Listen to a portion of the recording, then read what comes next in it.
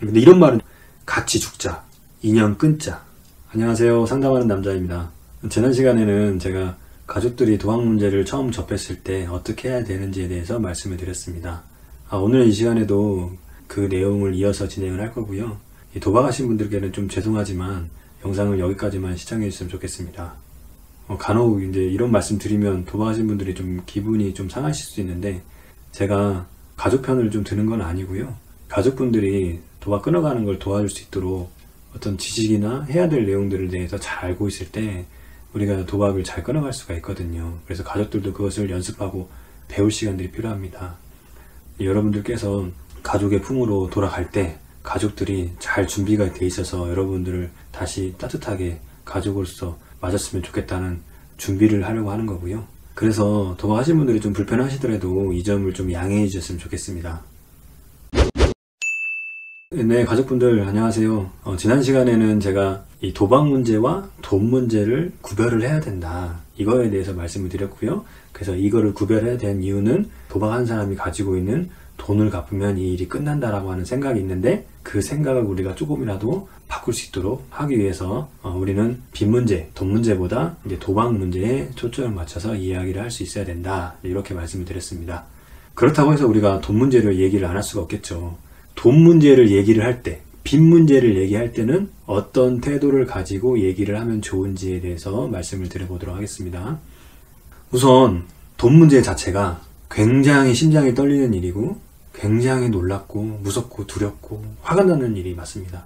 그래서 금액이 얼마 있는지를 알아갈 때 여러분들께서 도박한 사람한테 뭐라고 하고 화내고 이러는 거 괜찮습니다. 간혹 어떤 책들 보면 이 도박하신 분들만 따뜻하게 감싸줘야 되고 우리가 그걸 품어주고 보살필 수 있어야 된다, 이렇게 말씀하시는데 저도 그 말에는 동의를 해요. 그 말은 동의를 하는데, 그것도 가족들이 도박을 끊어가는 거에 있어서 잘 준비돼서 그렇게 가자는 방향이지, 지금부터 막 상황이 지금 막 다 터져가지고 난리가 났는데 그렇게 하기가 힘들죠. 우리가 무슨 예수님 부처님도 아니잖아요. 그래서 우리도요, 당연히 화낼 수 있고 당연히 실망감도 들고 그렇습니다.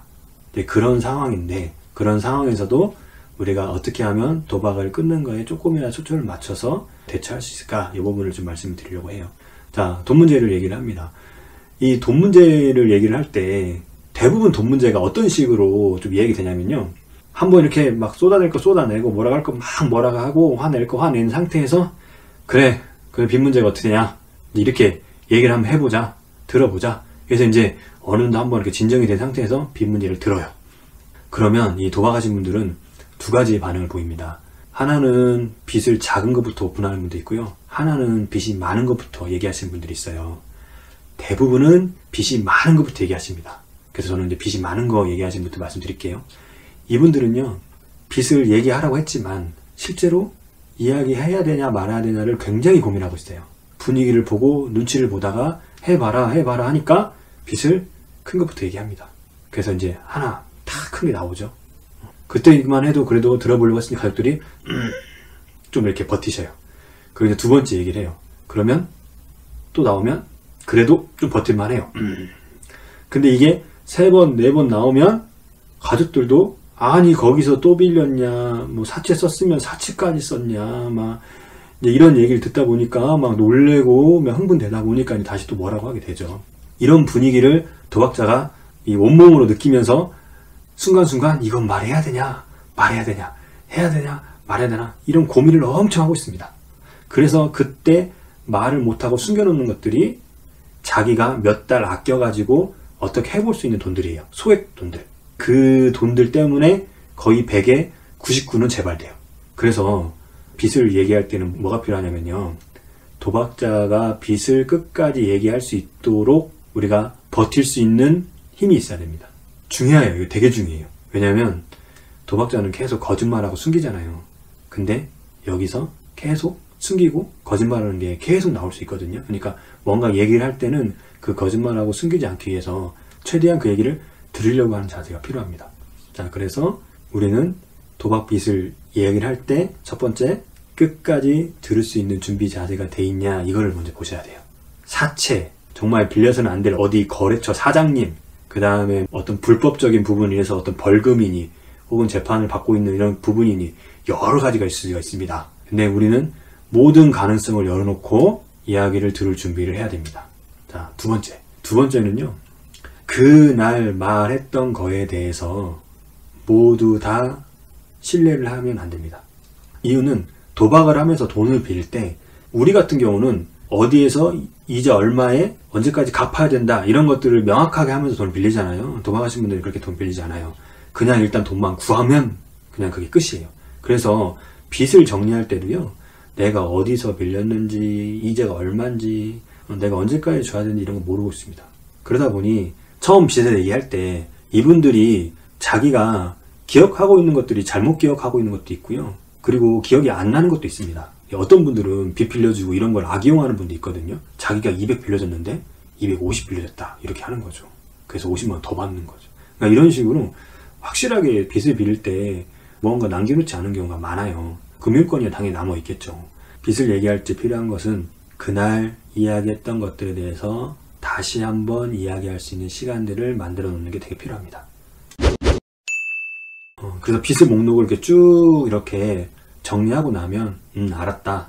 다음에 다시 한번 얘기하자. 이렇게 해주세요. 이게 매우 중요합니다. 다음에 다시 한번 얘기해보자. 이게 굉장히 중요합니다. 제가 계속해서 중요하다고 말씀드린 이유는 뭐냐면 사실 이 굉장히 중요하다고 이 밑에는 도박을 끊어가는 핵심 원리가 숨어져 있기 때문에요. 그래서 우리는 그 원리를 가지고 움직일 수 있어야 되거든요. 그 원리에 대해서 좀 제가 말씀드려볼게요. 도박하신 분들이나 중독되신 분들은 중독적 사고라고 하는 굉장히 독특한 생각을 갖고 있습니다. 우리도 삶을 살아가면서 어떤 굉장히 지켜야 될 신념 같은 게 있잖아요. 그런 것처럼 이 도박자들도 도박을 하기 위해서 가지고 있는 어떤 그런 신념들, 도박 때문에 만들어진 그런 신념들이 있어요. 그 중에 하나가 뭐냐면요. 한방이랍니다. 한방. 이 도박하신 분들도 돈을 따잖아요. 근데 자기는 한방 땄다. 그래가지고 도박을 끊어갈 때도 한방해서 한방에 끊어갔다. 이런 게 있거든요. 근데 잘 한번 생각해보면 도박하신 분들이 한 방을 따진 않았어요. 이때도 따고 저때도 따고 저때도 따고 그리고 또 딸 때도 한 번에 딴 게 아니라 연속으로 몇 판을 계속 맞추면서 딴 금액이 누적된 거죠. 그러면 그게 한 방에 딴 거예요? 여러 방에 딴 거예요? 여러 방에 딴 겁니다. 근데 도박자들은 그거를 한 방이라고 생각을 하고 있어요. 이런 것들이 중독적 사고거든요. 근데 이 중독적 사고로만 보면 아니고 패턴으로 봐야 돼요. 그러니까 도박을 하기 위해서 어떤 중독적 사고를 만들어내고 그 만들어낸 그 중독적 사고가 또 도박을 한다. 이게 시스템처럼 패턴처럼 돌아갑니다. 그래서 이 중독적 사고는요. 불난집에 기름을 붓듯이 이 중독 행동을 더 강하게 하는 그런 역할을 하고 있어요. 근데 이 중독적 사고가 도박을 끊어가야 되는 그 상황에서도 그대로 이 패턴이 돌아간다는 거예요. 그래서 도박 문제가 오픈하는 날 자기는 이 오픈을 해가지고 한 번에 빚을 갚아야지 이런 생각이 계속 돌아가고 있어요. 이 한 번에. 또 상담실에 와서도 선생님 도박을 한 번에 끊을 수 있는 방법이 없을까요? 도박을 빨리 끊을 수 있는 방법이 없을까요? 이런 걸 자꾸 물어본다고요. 이거는 뭐냐면 자기가 이 중독되었던 패턴 빨리빨리 뭘 해서 해결해야 된다. 이 패턴이 계속해서 돌아가고 있는 거예요. 그러니까 우리가 도박 문제에 대해서 얘기하면서 빚 얘기를 할 때 빚 얘기를 한 번만 하면 될까요? 안 될까요? 안 돼요. 여러 번 해야 돼요. 본인은 한 방 딴 게 아니라 여러 번 땄어요. 그러니까 정상적으로 생각을 하면 아 내가 여러 번 땄구나. 빚을 갚아도 여러 번 따서 갚아야 되는구나 이렇게 생각을 하는데 한 번만 따서 갚으면 된다고 생각한다고 했잖아요. 도박 문제를 해결함에 있어도 그 생각이 그대로 작동하고 있다는 거죠. 그래서 우리는 그 생각이 작동이 한 번이라도 덜 되게 조금이라도 늦게 되게 이렇게 하려고 오늘 얘기를 여기까지 하고 다음에 또 얘기하자 이렇게 기회를 만드는 거예요. 이렇게 기회를 만들면 그러면 우리는 자연스럽게 기다릴 수 있습니다. 변화되기 위한 준비를 하는 그 과정을 자연스럽게 기다릴 수 있고요. 대신 도박하는 사람 입장에서는 굉장히 더 답답하고 짜증이 나요. 근데 그거를 잘 이겨내야 이 도박 문제가 잘 끊을 수 있어요. 그 답답하고 짜증나는 건 뭐냐면 한 방에 빨리 해야 된다 이 생각이 자꾸 돌아가는데 이게 안 되니까 답답하고 짜증나는 걸 계속 오거든요. 그 답답하고 짜증나는 데 온다는 건 뭐냐면 그 생각이 실현되고 있지 않다는 거예요. 우리가 막고 있는 거죠. 그 생각이 실현하지 못하게. 얼마나 잘하는 겁니까? 그러니까 여러분들이 기다리는 게 초반에는 굉장히 최고의 답이에요.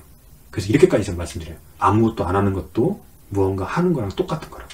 그러니까 뭐 아무것도 안 하는 게 오히려 초반에는 훨씬 잘하시는 거라고. 제가 이렇게까지 말씀드립니다. 왜냐? 도박자는 자기가 짜증나 화를 충분히 낸 상태에서 그 패턴이 돌아가지 않는 것을 계속 경험할 수 있어야 돼요. 자, 또 하나 있습니다.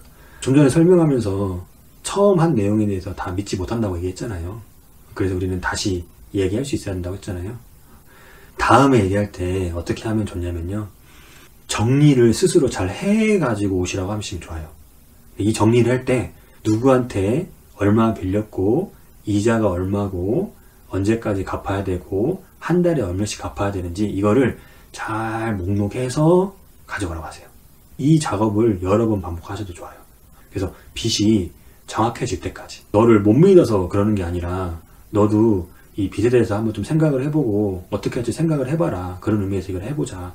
물론 이 도박하신 분들 그거 잘 못하거든요. 근데 그 과정은 반드시 필요해요. 그래서 우리가 미리 그런 과정이 필요하다는 것도 알고 있어야 되고, 그리고 미리 그런 걸 해 두시면 아주 좋습니다.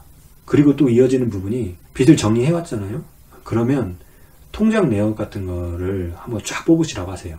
그러면 이제 막 제가 아는 분들은 막 수백 장 A4 용지로 막 이만큼씩 뽑거든요. 몇 년치 거를. 은행 가면 다 뽑아줍니다. 그러면 그걸 가지고요, 몇 달이 걸릴 수도 있어요. 며칠이 걸릴 수도 있고요. 자기가 도박 금액으로 잃은 금액, 딴 금액, 입금한 금액, 출금한 금액, 이런 것들을 쫙 정리를 한번 해보시라고 하세요. 그러면 이제 자기가 이 현실을 더 이렇게 받아들이고 이해할 수 있습니다. 물론 고통스럽거든요. 받아들여야 돼요.